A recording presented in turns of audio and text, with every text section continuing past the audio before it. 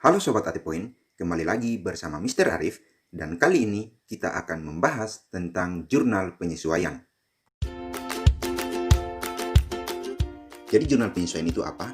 Jurnal penyesuaian itu biasanya dibuat pada akhir periode atau per 31 Desember dan fungsinya adalah untuk mengoreksi nilai akun-akun tertentu supaya mencerminkan nilai yang sebenarnya.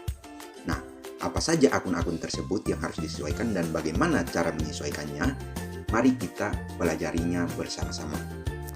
Akun yang pertama yang harus disesuaikan adalah akun berlengkapan. Nah, seperti diketahui, perlengkapan itu kan barang yang dibeli untuk dipakai sendiri dan biasanya dipakai sekali habis. Contohnya adalah kertas, tinta buat ngeprint, parfum atau pengharum ruangan, lem, atau cairan pembersih lantai dan sebagainya. Nah, untuk membuat jurnal penyesuaian untuk akun perlengkapan ada dua metode, dan metode mana yang dipakai sangat bergantung pada cara mencatat akun perlengkapan di neraca saldo pada saat kita membeli.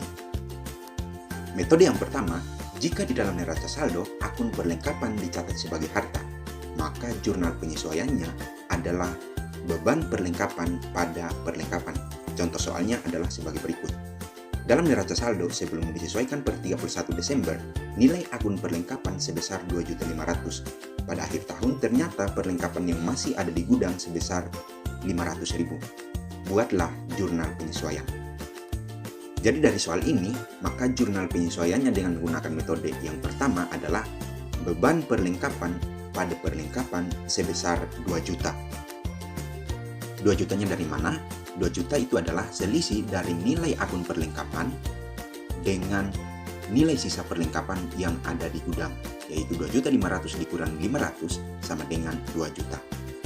Metode yang kedua adalah jika pada saat membeli, akun perlengkapan dicatat pada neraca saldo sebagai beban perlengkapan. Nah, jika dicatat sebagai beban perlengkapan, maka jurnal penyesuaiannya adalah perlengkapan pada beban perlengkapan. Kita akan menggunakan contoh soal yang sama supaya kita bisa mengetahui perbedaannya. Nah, jika kita menggunakan soal yang sama, maka jurnal penyesuaian untuk metode yang kedua adalah perlengkapan pada beban perlengkapan sebesar 500.000. 500.000-nya dari mana? 500.000 adalah nilai sisa akun perlengkapan yang masih ada di gudang. Kita lanjut ke akun yang kedua dalam jurnal penyesuaian, yaitu penyusutan aktiva tetap. Nah, penyusutan itu apa? Penyusutan itu adalah pengurangan nilai dari aktiva yang dimaksud, seperti peralatan, gedung, kendaraan, mobil, kecuali tanah. Tanah tidak akan mengalami penyusutan. Nah, contoh soalnya seperti ini. Pada akhir periode 31 Desember, nilai gedung di neraca saldo sebesar 200 juta. Dan akumulasi penyusutan gedung per tahun 2016 adalah 100 juta. Bagian keuangan menentukan nilai penyusutan gedung tiap tahun sebesar 10% dari harga perolehan. Buatlah jurnal penyesuaian. Jadi berdasarkan soal ini, maka jurnal penyesuaiannya adalah beban penyusutan gedung pada akumulasi penyusutan gedung sebesar 20 juta. 20 jutanya dari mana? 20 jutanya diperoleh dari nilai penyusutan yaitu 10% dikali dengan nilai gedung sebesar 200 juta. Untuk yang angka 100 juta itu tidak usah dipedulikan. Akun yang ketiga yang akan kita bahas pada kesempatan kali ini adalah beban dibayar di muka. Nah, beban dibayar di muka itu kan adalah sesuatu yang belum kita nikmati manfaatnya, tetapi sudah dibayar. Contohnya, sewa dibayar di muka, iklan dibayar di muka, dan asuransi dibayar di muka. Sama halnya dengan akun perlengkapan, untuk akun beban dibayar di muka itu pun ada dua metode. Dan metode mana yang dipakai itu sangat bergantung pada cara mencatat beban dibayar di muka pada saat kita membayar. Metode yang pertama adalah jika dicatat di dalam neraca saldo sebagai harta. Contoh soalnya seperti ini. Dalam neraca saldo, nilai akun sewa dibayar di muka sebesar 12 juta. Data penyesuaian menyebutkan bahwa sewa itu dibayar per 1 November untuk masa 1 tahun. Buatlah jurnal penyesuaian per 31 Desember. Jadi berdasarkan soal ini, maka jurnal penyesuaiannya adalah beban sewa pada sewa dibayar di muka sebesar 2 juta. 2 2 jutanya diperoleh dari 2 per 12 dikali 12 juta.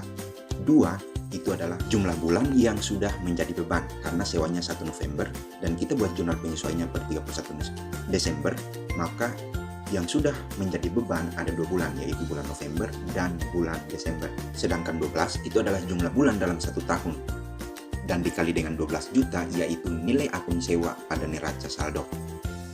Nah, metode yang kedua adalah jika dicatat di dalam neraca saldo sebagai beban. Nah, kita akan menggunakan soal yang sama juga untuk mempermudah kita memahami perbedaan dari kedua metode ini dalam mencatat jurnal penyesuaian untuk beban dibayar di muka. Jadi kalau kita berpatokan pada soal yang sama, maka jurnal penyesuaian untuk beban dibayar di muka dengan menggunakan metode yang kedua, yaitu sewa dibayar di muka pada beban sewa sebesar 10 juta. Nah, 10 jutanya dari mana? 10 jutanya diperoleh dari 10 per 12 dikali 12 juta. 10 adalah jumlah bulan yang belum menjadi beban, yaitu dari bulan Januari sampai bulan Oktober. Karena bulan November dan Desember sudah menjadi beban. Dibagi dengan 12, jumlah bulan dalam 1 tahun dikali dengan 12 juta. Sehingga hasilnya adalah 10 juta. Nah, sahabat AT Point, sekian dulu pembahasan kita kali ini tentang jurnal penyesuaian. Mana kita sudah membahas tentang jurnal penyesuaian untuk akun perlengkapan, penyusutan aktiva tetap, dan beban dibayar di muka. Jadi masih ada beberapa akun lagi yang harus kita bahas, tapi kita akan bahas pada kesempatan selanjutnya. Akhir kata, terima kasih, semoga bermanfaat, dan sampai nanti.